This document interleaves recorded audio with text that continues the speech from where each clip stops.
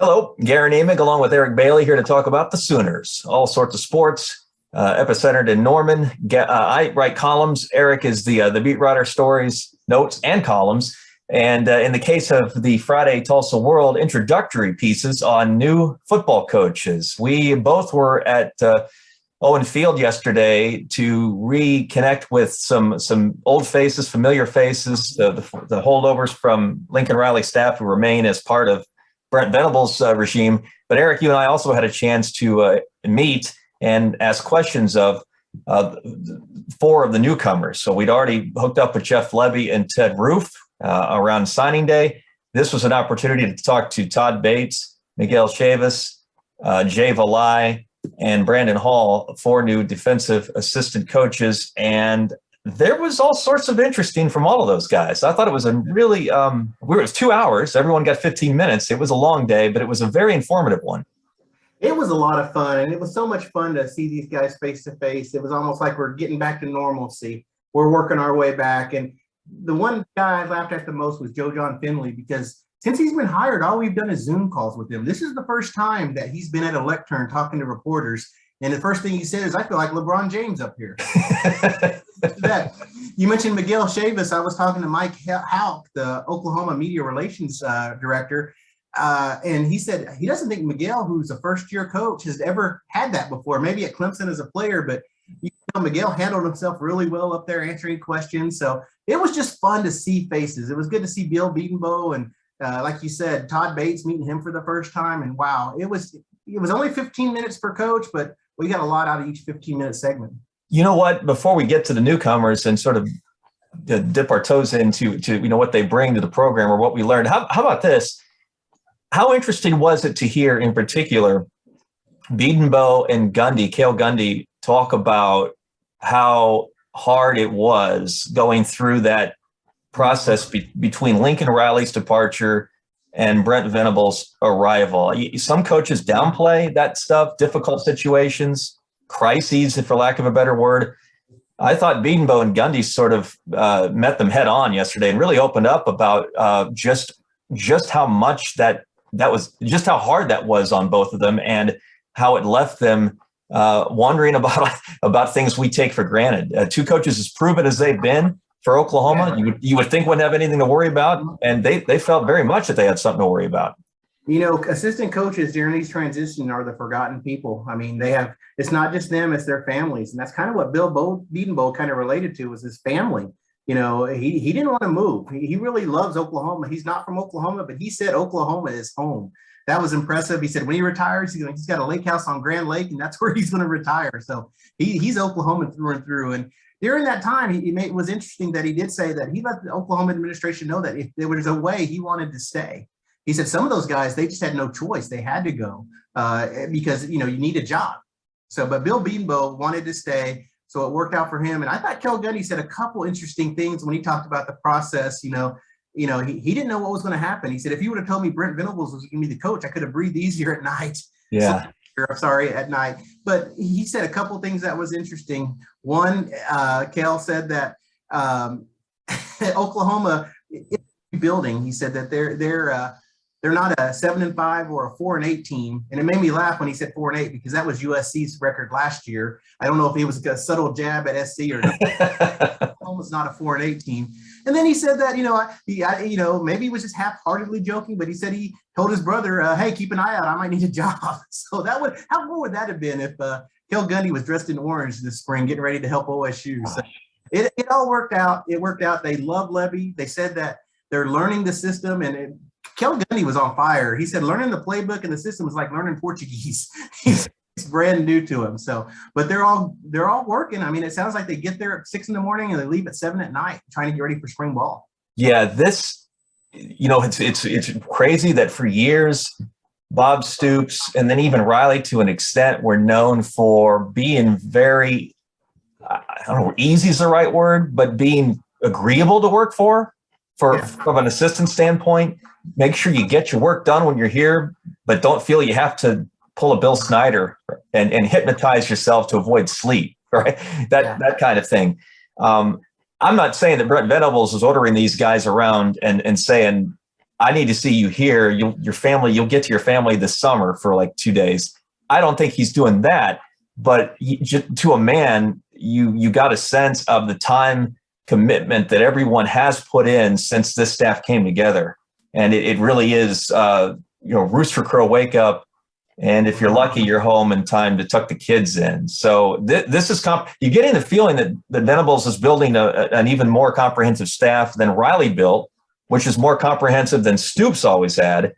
But when you build that kind of a staff with all of the analysts and all of the departments, and things like the much publicized soul mission that's been undertaken by Caleb Kelly, Josh Norman, former players, Curtis Lofton, that's a machine that takes a lot of parts that sort of have to function smoothly, and that takes the time that these guys are speaking about.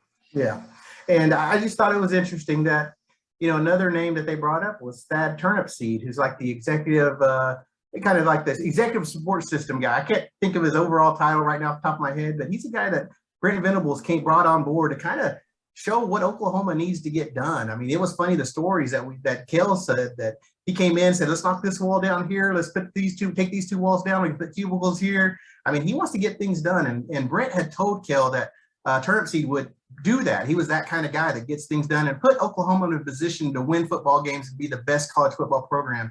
Sometimes it's good to have that outside direction, something that you guys haven't had over the past 20, 21 years if you're Oklahoma, someone to see it, get a new view of it, because a lot of the things are, there's nothing wrong with what they've done over the past 2 decades. Of course, the results speak for themselves, but there's something to be said for having new eyes and fresh ideas come in and try to kind of make things even better.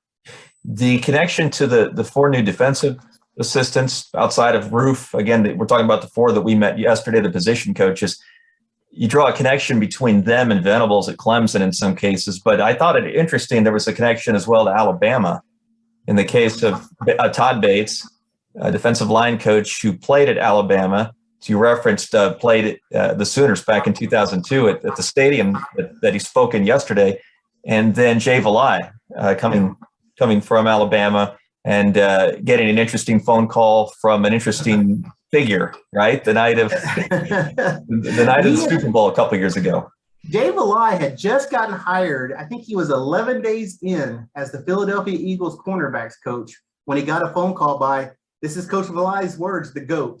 And he talked about Nick Saban, who asked if he wanted to be Alabama's cornerbacks coach. And he didn't turn that down. In a heartbeat, instantaneously, he said, yes, I'll do that. So he said he planned on being Philadelphia's cornerbacks coach, and he turned around and was Alabama's cornerbacks coach this past season, and then had the opportunity to come to Oklahoma. I thought it was interesting that the connection to Venables. He said that they met in Miami. They love ball. He said we just talk ball. We're geeks about football, geeks about things. And I think that's on the recruiting trail. They met, they crossed paths, and I think that's where that started. So, and he's energetic. I mean, and you have to be. I mean, that's what we're seeing out of these coaches. It's fun. And then Todd Bates was interesting because you're right. I forgot about that 2002 game. Alabama had OU down, dead. That was the Ronaldo Works game. Ronaldo Works. Booker T. Washington's own Ronaldo Works.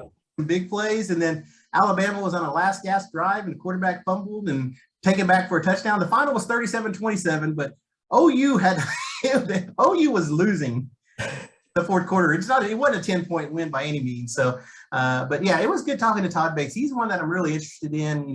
Coach Bates, he talked about his poetry, talked about doing freestyle in high school. Said never lost. He made sure to point that out. And it's something we see on social media. We see what he does. He's more than a football coach. He really is, for lack of a better word, real poetic. I mean, it's really fun to watch him and talk to him. I mentioned support staff a little bit ago in terms of what Venables has brought to Oklahoma to sort of build that up even more than it was already established with Lincoln Riley.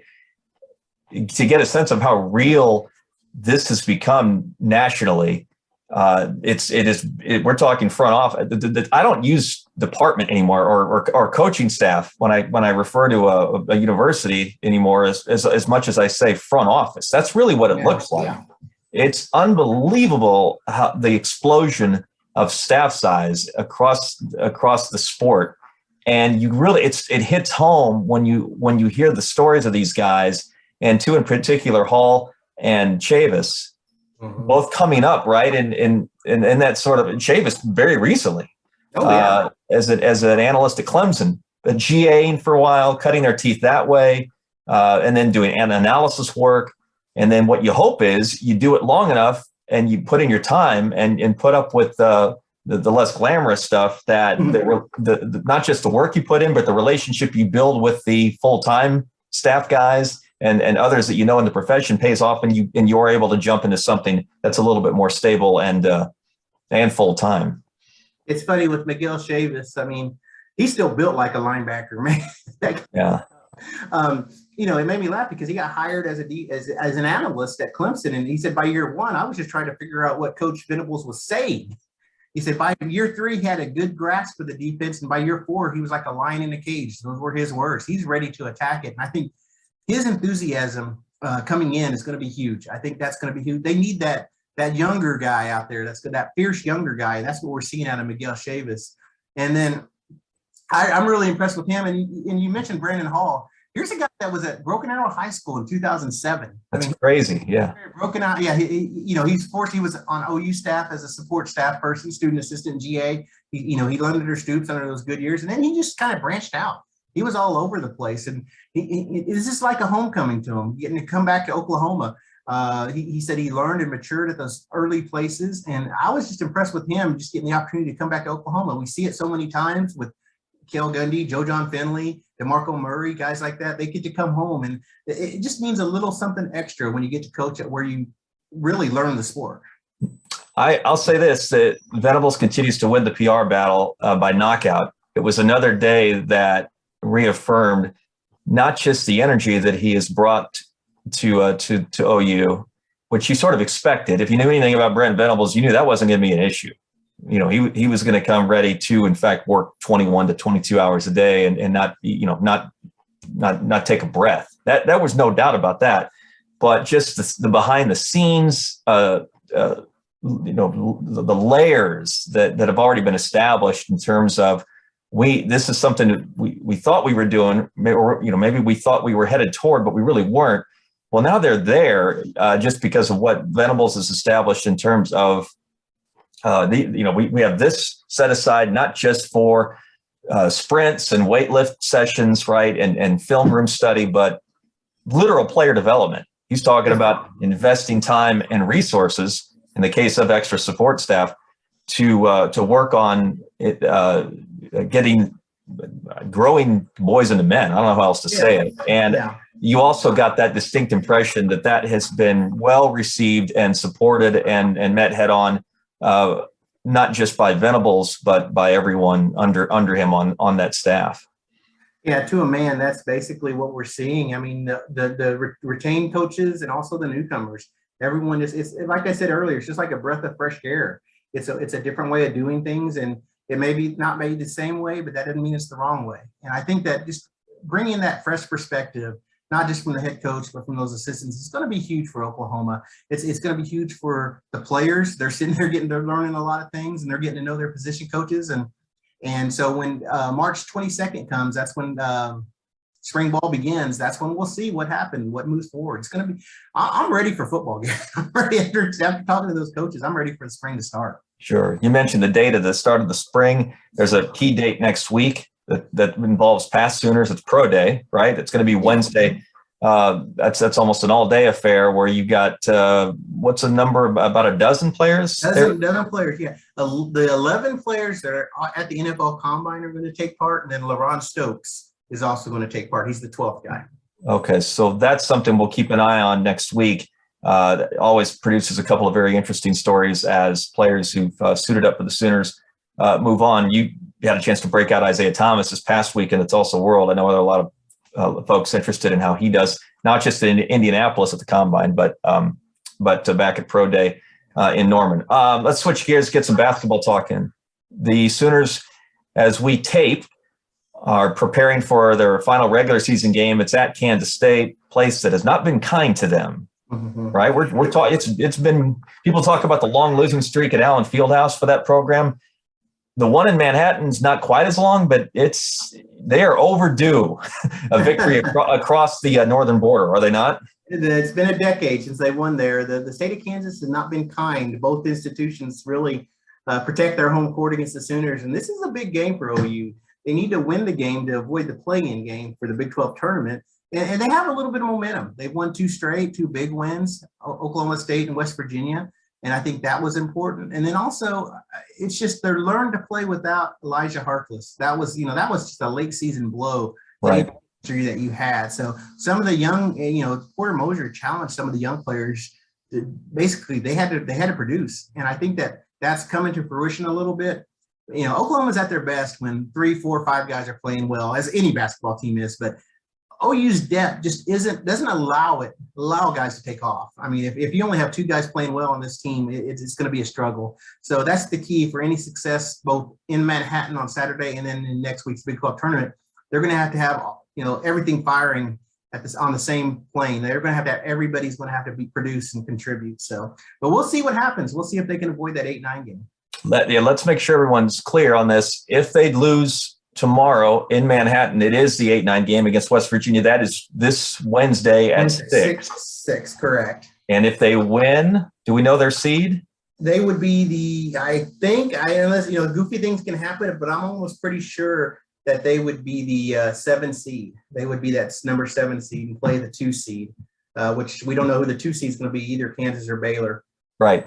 I know there's still talk of NCAA tournament with Oklahoma. I just think they need a lot of help and they need to win games. I mean, they've kind of painted themselves in this corner where they had opportunities to win games and bolster that resume, and they just didn't do it. So now there's no other way just to win games. I think if they win the finale and they win one of the Big 12, they're in the conversation, but you probably still need to win another game to really strengthen your chance to make the tournament. Yeah, I know fans are surfing bracketologist sites. This morning before before coming on with you, I did check. I think the 2 most surfed. That's Joe Lenardi's at ESPN and Jerry Palms at CBS. Lenardi still doesn't even have OU in next 4 out, not first 4 out. So they're not even on the table. And I don't think Palm has Oklahoma among he doesn't have a first 4 out, but he has a list of bubble teams. And I don't think I saw the Sooners even one of his bubble teams. So yeah, again, that's 2 guys that they've been doing this for a while. So you'd like to think they know the drill, but as of right now, that's an indicator that, to your point, they have some major work to do. And Eric, this may be a deal where it's starting to remind me a little bit of Trae Young's one season in Norman, where at the end of the season, you looked at Oklahoma basketball and the way they were actually, this team's playing better than that one was, right? But at the end of Young's season, that did not look like an NCAA tournament team. It was pretty clear that they were trending the wrong direction and really had no business propping themselves up as an NCAA tournament team. But because the committee uses more than, well, how have you played the last 3 weeks as a guide, they went back to all of their success non-conference that year and some of the bigger pre-conference. I don't know if they were called quad wins just yet, but a lot of strength of schedule work that team put in paid off down the stretch. Maybe that's the best you could hope for with this team. It's not just that they're finishing strong, but they did some nice things back bbefore the Big 12 got a hold of it. Yeah, and that's it. I mean, and then that goes back to all the missed opportunities. I'm just going to harp on that over and over. Yeah. Just losing to TCU twice, that was big. I mean, you needed to win at least one against TCU because TCU has a strong resume now. And so I just think, and the funny thing is, it's just, they call it madness for a reason. No one can figure it out. So I just love this month. This is going to be a fun month of basketball. We'll just see what happens. All right, real quick, we'll drive by and see what's up with regard to the Diamond Sports. Baseball looking generally good, I would think. It's a good start, 5-2. The pitchers are throwing really well, and that was a problem last year. A lot of walks last year, a lot of free bases, and that had to drive Skip Johnson nuts because he's a pitching coach. And just to see the free passes, I know that was frustrating to him last year, but they are playing a lot better right now as a team. They're putting things together. They have a tough 3-game stretch down in Houston this weekend. They got LSU, UCLA, and Tennessee. So that's going to be a challenge. Yeah. But I just think that if they come out of this weekend, if they can win 2 or 3, I think this is a team you're going to have to really watch for. And, into March, OU and OSU are going to play at One Oak. So that'll be a fun game because we see what OSU is doing this year too. So It's just college baseball. I mean, it gets kind of pushed under the radar right now because there's not a lot going on, or there's too much, excuse me. But the OU's really playing well right now. And softball, of course, that pretty much narrows down to two things. Are the Sooners still undefeated? Yes, but it's closer than you might think if you didn't pay attention to their trip to the Mary Nutter last week. And number two, has Jocelyn Allen broken Lauren Chamberlain's all-time home run record? And that's the much more surprising answer, it being no, she has not. It's funny. Everyone's saying that she's getting the Barry Bonds treatment now. She walked 10 or 11 times in 5 games. And in the last game, Patty Gasso batted her leadoff. She hit her leadoff just because she wanted her to see pitches. Yeah. And she had a couple good shots, good hits. She hit a double off the wall. She had some foul balls that took forever to land, but she just didn't get the home run. And Oklahoma plays Minnesota at 5 o'clock on Monday. Will the record be broken? It's going to be curious. I guess it just depends on Minnesota if they're going to go after her or kind of be timid with her. We'll have to wait and see. The good news is if she does not break the record on Monday against Minnesota, she goes to Hawaii. There's a 3-game, I think they play 4 games in Hawaii, in her home state, in front of all her family. So if she doesn't do it Monday, she's going to be excited and have her family and everyone in attendance to maybe see it in Hawaii next weekend. And that game Monday is in Norman, so she's in position. This is a good thing about maybe taking longer than we all expected. She's in position to break the record at home, one way or another, is what we're saying, which would be cool. And I think getting the home run will be big too. I mean, I think there's so much talk about it now. It's kind of like Lauren Chamberlain. Every at bat you're watching, and I think once it's finished, everyone can relax. From everyone, from the players to the fans to the media, I think everyone will be able to relax once this home run's hit. You mentioned Bonds. It brings to mind that when we talked to her, was it last week? Yeah, last week. Did she not mention that Barry Bonds was sort of her baseball? That was her idol, right? When it came to baseball, at least. Yeah, she didn't watch softball. She said she didn't watch softball growing up, but she watched Barry Bonds. So yeah, that was her idol. So she's getting treated like Bonds. There might be a reason for that. A little karma involved. All right, listen. We'll see how the Sooners do in Manhattan tomorrow with regard to basketball. Women's basketball. Oh, yeah. Probably ought to mention them, too, since they're going to Kansas City as well and are in much better position than the men, right? They're still angling for a top 4 seed and a chance to host a regional and are on track, I think, to do that still. Yeah, I think they are. I think it's one of those things where they have to, of course, they play Kansas in their senior night finale. And big news with the program, it seems like Anna Lewin. I can't say her. I knew I was going to butcher her last name. How do you say Anna's last name? Lanusa. I can spell it. I just can't say it. Taylor Robertson. They didn't participate in the senior. They're not going to participate in senior night. And it just leads you to believe that they're going to come back next year. So you're looking at a strong team that will probably remain strong next year because they'll have that core coming back. And for Anna's sake, you just hope that she can have a healthy year, man. She's just had so many injuries. She's been off the season so good, on fire, scoring points and setting up the offense. So for her sake, it'd be good to see her get a healthy year. But if those 3 come back, I mean, it's going to be good next year. But in the present, they have an opportunity to host, and that would be huge. I mean, who would have thought of that? Last year at this time, who would have thought, when they were struggling to finish 500, that in 2022 that they could host an NCAA regional? That's how big this has turned. Well, seriously, shame on me for almost forgetting to mention a program that has done honestly, I think has risen above any other on campus up to this point this year in terms of what they've achieved versus what everyone expected of them. It's been remarkable. We've put Jenny Baranchik on this show already. Might be a good time to remember what Taylor Robertson has meant to the program. It was her buzzer beater, right, that beat Kansas State after the Bedlam game at Lloyd Noble last Saturday. After the Sooners beat Oklahoma State in overtime, it was more dramatics thanks to Robertson. So yeah, it's amazing too. When we were watching her pregame routine, came after the men's game that day, and she was out there just shooting threes, just shooting. And it's her pregame routine. It's what she does. And boy, left corner, I saw her make 10 in a row. I was counting. I said, how many is she going to make? She made 10 in a row like it was nothing. She's an outstanding shooter, just outstanding. Yeah, the OU version of what Steph Curry does before games. Exactly. Maybe without the degree of difficulty, although I bet if you asked her to replicate Steph's routine, she'd have as much of a chance to do it as anyone in basketball, college basketball. All right. Have a good week, Eric. We'll talk next week. Catch us on TulsaWorld.com. If you want to only hear us, then you can do that as well. This becomes a podcast thanks to our friends at Apple, Spotify, and Google. We'll talk to you next week.